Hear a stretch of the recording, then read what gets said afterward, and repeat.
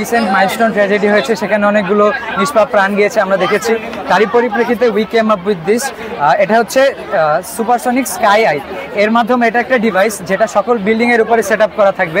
এখন এই ডিভাইসটা একটা পার্সোনাল নেটওয়ার্ক ক্রিয়েট করবে, যেটাতে আমাদের পার্সোনাল ওয়েবসাইটে কানেক্টেড থাকবে। ওয়েবসাইটে কাজ করেছে ওরা দুজন। তো এই ওয়েবসাইটে কানেক্টেড থাকার ফলে এটা আকাশের স্ট্যাটাস দিবে। স্ট্যাটাস কি? ধরেন এটা হচ্ছে একটা হেলিকপ্টার, এটা আমাদের ইংলিশ ভার্সনের ভবন। তো এত কাছে কখনো কোনো প্লেন আসে না, তো যেহেতু আসে না করতে পারে, এবং অনেক কাছে থাকলে রেড জোন, তখন আমাদের হাতে মাত্র 30 সেকেন্ড সময় থাকবে বিল্ডিং থেকে চলে আসার জন্য।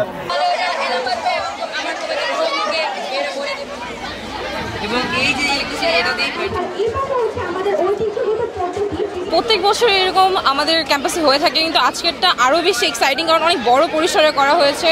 স্টুডেন্টরা সব জায়গা থেকে ক্রিয়েটিভ প্রজেক্ট করে আনছে। আমার পার্সোনাল ফেভারিট ছিল infinity mirror and wireless car charging.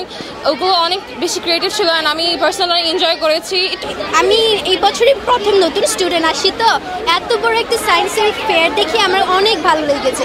আমি ওই যে ক্লাস 12-এর একটা ভাইয়ার প্রেজেন্টেশন দেখলাম, অনেক ভালো ছিল। তারা একটা আর্ডিনো বোর্ড দিয়ে একটি সুন্দর রোবোটিক অটোমেটিক কার বানিয়েছিল।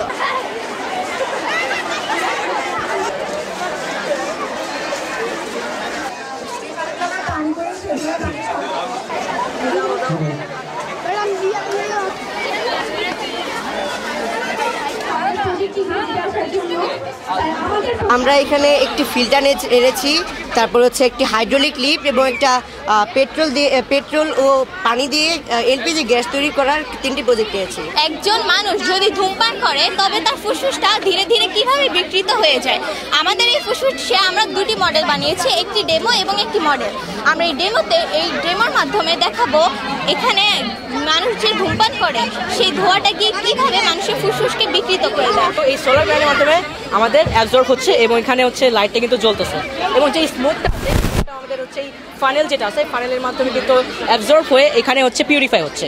তো বেসিক্যালি এখানে আমাদের কিছু স্টোনস আছে যেটাকে বলা হয় অলিভাইন স্টোন, এবং এখানে একটা রিয়াকশন হচ্ছে যেটা হচ্ছে আমাদের ম্যাগনেসিয়াম অর্থোসিলিকেট প্লাস কার্বন ডাইঅক্সাইড, এটার মাধ্যমে আমাদের এটা রিয়াকশনে হচ্ছে ম্যাগনেসিয়াম কার্বনেট আর হচ্ছে সিলিকন ডাইঅক্সাইড। এবং এই রিয়াকশনটা হওয়ার কারণে কি হচ্ছে, আমাদের কার্বন ডাইঅক্সাইডটা হচ্ছে পার্মানেন্টলি এটার মধ্যে ট্র্যাপড হয়ে যাচ্ছে।